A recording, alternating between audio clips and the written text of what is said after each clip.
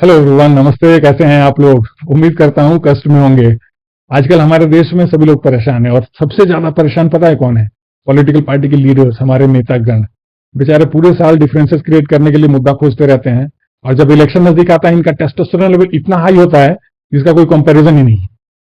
अभी corona pandemic खत्म हुए कितना टाइम हुआ है, कितने लोगों की जान गई थी उसमें। सब लोग परेशान थे, फिर भी यूनाइटेड थे एक साथ। ये टेररिस्ट अटैक जो हुआ पुलवामा में, इस वक्त भी पूरा देश एक साथ खड़ा था। क्रिकेट मैच होता है, सब लोग एक साथ एंजॉय करते हैं, एक साथ खड़े होते हैं, सपोर्ट करते हैं टीम को। बॉलीवुड में सब लोग यूनाइटेड रहते हैं। लेकिन पॉलिटिक्स ऐसा मुद्दा है जहां पे ये ट्रेंड बना हुआ है, डिफरेंसेस क्रिएट करना कंपलसरी है। नॉर्थ इंडिया और साउथ इंडिया को ऐसा बना दिया है, लग रहा है अलग अलग देश है। अलग अलग देश में भी ऐसा नहीं होता है। मतलब नॉर्थ इंडिया से अगर साउथ इंडिया आपको ट्रेवल करना है, जाना है, तो वहां के लैंग्वेजेस सीख के जाना। महाराष्ट्र में रहना है तो मराठी सीखो, तमिलनाडु में रहना है तमिल सीखो, तेलुगु सीखो, कन्नड़ सीखो। पता नहीं, इतने सारे तो लैंग्वेजेस हैं हमारे देश में। हमारे बिहार में ही मैथिली, मगही, भोजपुरी, तो हर जगह पे अलग अलग तरह की बोलचाल की भाषा है। अगर हम इस तरह से डिफरेंसेस क्रिएट करेंगे तो हर इंडिविजुअल एक तरह से अलग है अपने आप में। हमारे पॉलिटिकल पार्टी के लीडर्स को ये समझना चाहिए कि आपके पॉलिटिकल करियर से ज्यादा इंपॉर्टेंट ये देश है। इस तरह से डिफरेंसेस क्रिएट करके लोगों के बीच में लड़ाई लगवाने का काम मत किया कीजिए। जिस तरह से हमारे देश में ये पॉलिटिकल पार्टीज की आदत बनी हुई है ना कि डिफरेंसेस क्रिएट करना है, इस तरह हमारी भी एक आदत है कि हम न्यूज इवेंट से अपडेटेड रहते हैं। और इसी दौरान एक न्यूज मेरे सामने आया। एनवीडिया नाम की एक कंपनी है जो हमारे धरती पे सबसे अमीर कंपनी बन चुका है। माइक्रोसॉफ्ट को पीछे छोड़ते हुए एनवीडिया $4 ट्रिलियन की कंपनी बन चुकी है। माइक्रोसॉफ्ट सेकंड नंबर पे है और थर्ड नंबर पे एप्पल। इसको समझने के लिए इसका साइज कितना बड़ा हो सकता है कंपनी का, 22 रिलायंस इंडस्ट्रीज कंपनीज को मिलाएंगे तो एक एनवीडिया के बराबर बनेगा। 37 टीसीएस कंपनीज मिलाएंगे तो एक एनवीडिया के बराबर बनेगा। इसको अगर देश की जीडीपी से कंपेयर किया जाए तो इंडिया की जीडीपी $3.91 ट्रिलियन है और एनवीडिया का साइज $4 ट्रिलियन का है। अगर क्रोनोलॉजिकली देखें तो फर्स्ट नंबर पे यूनाइटेड स्टेट्स आता है, सेकंड नंबर पे चाइना है, थर्ड नंबर पे जर्मनी, फिर जापान, फिर इंडिया। बाकी सारे देश इससे पीछे हैं। तो अगर एनवीडिया एक कंट्री होता तो इंडिया से ऊपर होता। लेकिन ऐसा नहीं है कि इसको इस तरह से नहीं समझेंगे कि इंडिया के पास जितना पैसा है उतना पैसा एनवीडिया के पास है, ऐसा नहीं है। ये अलग अलग कॉन्सेप्ट्स हैं, सिर्फ कंपैरिजन के लिए, अंदाजा लगाने के लिए। जैसे कहते हैं ना कि हमारे घर के बगल में कोई पेड़ है तो पेड़ का साइज कितना है, तो हमारे बिल्डिंग के साइज के बराबर का पेड़ है। लेकिन बिल्डिंग और पेड़ के बीच में कोई कंपैरिजन तो है नहीं। तो इसी तरह से जैसे जीडीपी का मतलब हुआ कि पूरे साल में इंडिया ने कितना प्रोड्यूस किया है, उसी तरह उसका साइज, ये एक फ्लो कॉन्सेप्ट हुआ। और वो जो एनवीडिया का वैल्यूएशन है वो एक स्टॉक कॉन्सेप्ट है। इसको इस तरह से भी समझ सकते हैं कि किसी नदी में अगर डैम बना हुआ है तो डैम से एक साल में जितना पानी ट्रेवल करके निकलता है वो एक साइज हो गया, एक यूनिट हो गया। और एनवीडिया का जो वैल्यूएशन है मार्केट में, स्टॉक मार्केट में, वो एक स्टॉक कॉन्सेप्ट है। मतलब तालाब में जितना पानी जमा है वो स्टॉक कॉन्सेप्ट हुआ। ये बेसिक डिफरेंस है जीडीपी और एनवीडिया के वैल्यूएशन में। अब ये $4 ट्रिलियन का जो टारगेट था इनका, ये 3-4 महीने पहले अचीव हो जाता, लेकिन यूएस और चाइना के बीच में जो टैरिफ वॉर चल रहा था उसकी वजह से इनका बिजनेस थोड़ा अफेक्टेड रहा था। क्योंकि एनवीडिया जो है ये यूनाइटेड स्टेट्स बेस्ड कंपनी है और चाइना में इनका इन्वेस्टमेंट करना था, प्लान था कुछ लॉन्च करने का, जो हैम्पर हुआ because of the Trump policy, और इसकी वजह से इनको नुकसान हुआ। लेकिन फिर भी अगर दूसरे कंपनीज के अकॉर्डिंग अगर इसको कंपेयर किया जाए तो मतलब इनका ग्रोथ माइंड ब्लोइंग है। $1 ट्रिलियन ये 30 मई 2023 को इनका वैल्यूएशन था और अभी $4 ट्रिलियन का हो गया। बहुत फास्ट ग्रोथ हुआ है 2023 के बाद से। एनवीडिया नाम की इस कंपनी को 1993 में लॉन्च किया गया था और इसके फाउंडर थे Jensen Huang. Welcome to the stage, NVIDIA founder and CEO, Jensen Huang.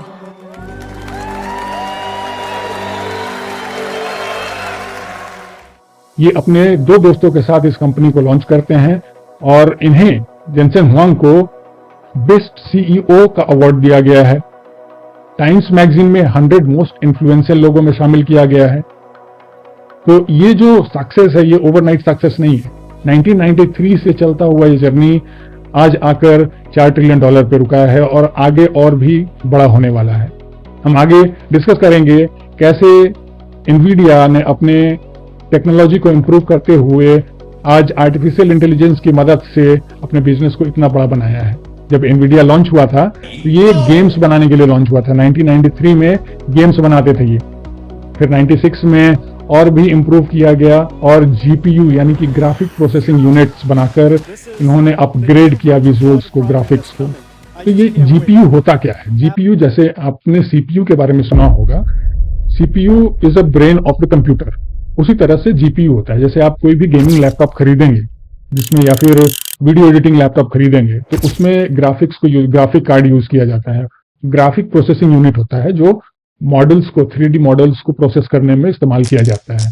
News में ये बहुत इंटरेस्टिंग फैक्ट था कि इन्होंने पहले डिशवॉशर का काम किया, बस बॉय का काम किया, लेकिन एक्चुअली वेस्टर्न कंट्रीज में ये एक ट्रेंड है। वहां पे इस तरह से, जैसे हमारे देश में देखा जाता है ना कि होटल में काम कर रहा है तो छोटू पानी लेके आ, मतलब उसको अच्छे नजर से नहीं देखा जाता है। लेकिन वेस्टर्न कंट्रीज में बहुत सारे ऐसे कंट्रीज हैं जहां पे ये डिफरेंसेस नहीं है। डॉक्टर में और बस कंडक्टर में और दुकान वाले में इस तरह का भेदभाव नहीं दिखा जाता है कि वो बहुत अमीर है, वो बहुत गरीब है, और पेमेंट भी उनका बहुत ज्यादा डिफरेंस नहीं होता है। मतलब अगर कोई डेवलप्ड कंट्री है तो उसका सबसे बड़ा जो इंडिकेटर होता है वो यही होता है कि इनकम जो डिफरेंसेस हैं लोगों के बीच में वो कम हो। हमारे देश में क्या है, कोई अमीर है तो बहुत अमीर है और कोई गरीब है तो बहुत गरीब है।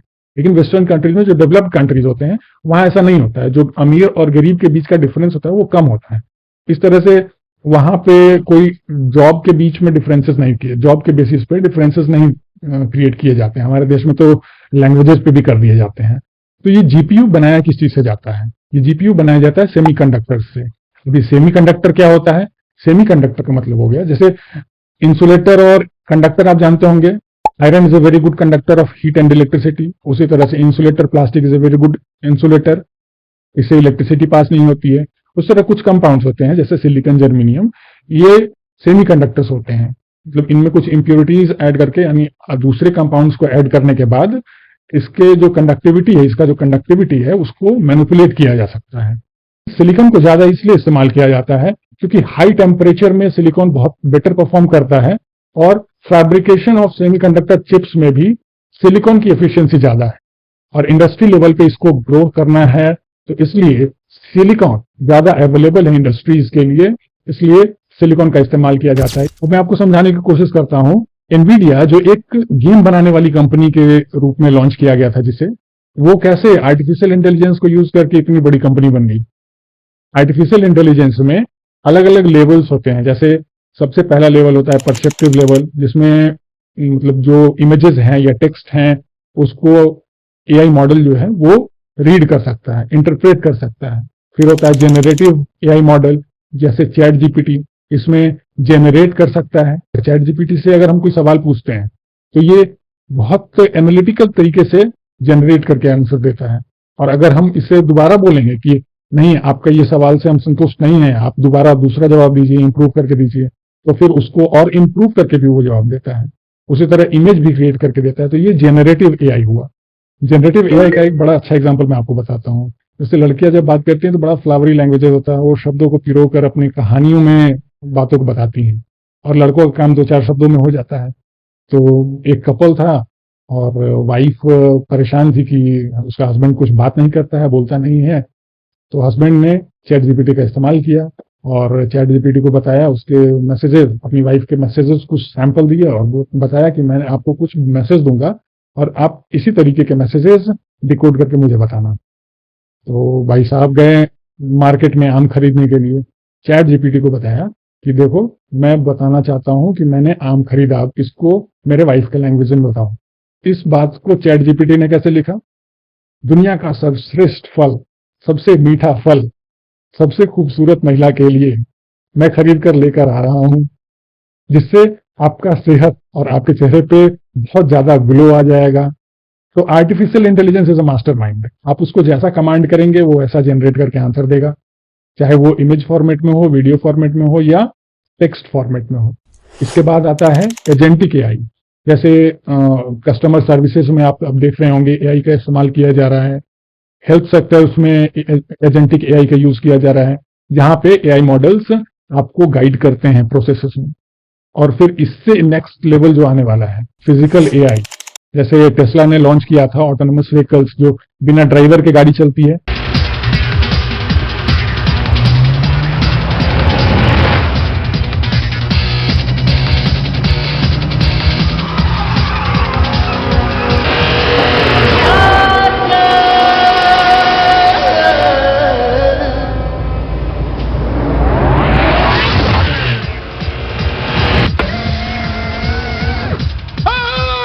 अरे गाड़ी में कोई नहीं है, ये कैसे हो सकता है? गाड़ी कौन चला रहा है फिर? तो वो कैसे चल रहा है? वो आर्टिफिशियल इंटेलिजेंस का इस्तेमाल कर रहा है। तो वहां जो चिप यूज होगा वो एनवीडिया प्रोवाइड कर रही है। तो बहुत सारे ऐसे कंपनीज हैं जिसके साथ टाई अप करके एनवीडिया जीपीयूज अपना प्रोवाइड कर रहा है एआई मॉडल्स को ट्रेन करने के लिए। मशीन लर्निंग जो कहते हैं ना, कि जैसे आर्टिफिशियल इंटेलिजेंस की मदद से गाड़ी जो है वो बिना ड्राइवर के कैसे चल रहा है। पहले तो वो मॉडल तैयार किया गया गाड़ी का, उसके बाद उसके सॉफ्टवेयर को ट्रेन किया जाएगा कि कैसे चलाना है, कहाँ ब्रेक लेना है, कहाँ एक्सेलरेटर लगाना है। फिर उसको अलग अलग टेरेन्स में डिजाइन करके सॉफ्टवेयर पे ही ये डिजाइन किया जाएगा। जैसे हम वीडियो गेम खेलते हैं कार का, तो वहां पे अलग अलग तरह के रोड होते हैं, टेरेन्स होते हैं, कहीं पे बारिश हो रही होती है, तो इस तरह के टेरेन्स में उसको ट्रेन किया जाएगा। जीपीयू इसमें हेल्प करेगा उससे ग्राफिक्स को हैंडल करने में। ठीक है, तो कभी हाई टेरेंस में गए, कभी नाइट ड्राइव कर रहे हैं, कभी बारिश का मौसम आया, कभी इंक्लाइंड है, कभी डिक्लाइन है, तो इस तरह की जगह पे उसको पूरे तरीके से सॉफ्टवेयर में ट्रेन किया जाएगा। फिर बहुत सारे वीडियोस की मदद से, करोड़ों वीडियोस की मदद से एआई को वो डेटा दिया जाएगा कि ड्राइविंग पैटर्न क्या होता है, कहाँ पे ब्रेक लगाना है, कहाँ पे टर्न लेना है, किस स्पीड में लेना है। तो इन सब चीजों से सीख कर वो एआई मॉडल अपने आप को तैयार करेगा ड्राइव करने के लिए। फिर जब ये पूरे तरीके से तैयार हो जाएगा तब किसी गाड़ी में इसको लगाया जाएगा, सुपर कंप्यूटर को, और बिना ड्राइवर के ये गाड़ी चलेगी। और एफिशिएंटली सेफ ड्राइविंग के लिए इस एआई मॉडल को यूज किया जाएगा। और इस एआई मॉडल को सपोर्ट करने के लिए जो जीपीयू इस्तेमाल किया जाएगा वो एनवीडिया प्रोवाइड कर रही है। तो आप समझ रहे हैं किस तरह से जो एनवीडिया है वो काम कर रही है। इसका काम करने का जो क्षेत्र है वो क्या है।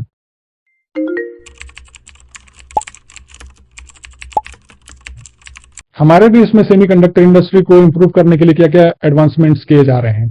तो इंडिया सेमीकंडक्टर मिशन 2021 में लॉन्च किया गया था दिसंबर में। उसके बाद सेमीकॉन इंडिया के तहत कंपनीज को इंसेंटिव्स दिए जाएंगे। इंसेंटिव्स किस लिए? ताकि वहां पे assembly, semiconductor assembly and testing facilities बनाए जाए। ऐसे 2 फैसिलिटीज के लिए काम चल रहा है अभी। माइक्रोन टेक्नोलॉजी नाम की एक यूएसए की कंपनी है, वो गुजरात में बना रही है, और ऐसे ही एक टाटा ग्रुप के द्वारा आसाम में बनाया जा रहा है। तो इस वीडियो को कंक्लूड करते हुए मैं यही बात कहना चाहता हूं कि जहां एक तरफ हम इतना एडवांसमेंट देख रहे हैं टेक्नोलॉजी में, हमारे देश में जो पुरानी बातें हैं, छोटी छोटी बातें हैं, उसको इग्नोर करके चलना चाहिए। और इस तरह से डिफरेंसेस, छोटे छोटे बातों पे डिफरेंसेस क्रिएट ना करते हुए एक डेवलप्ड इंडिया की तरफ हम सभी को बढ़ना चाहिए। Thank you so much. जय हिंद।